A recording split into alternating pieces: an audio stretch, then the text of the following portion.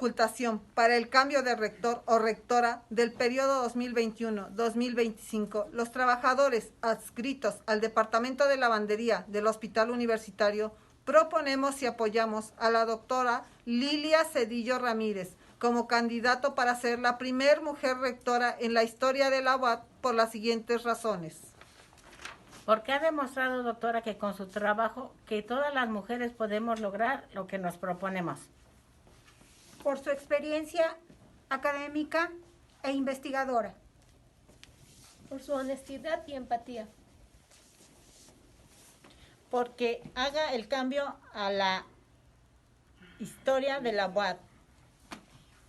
Porque es el momento de lograr el cambio hacia mejoras laborales. Yo con la doctora Lilia Cedillo.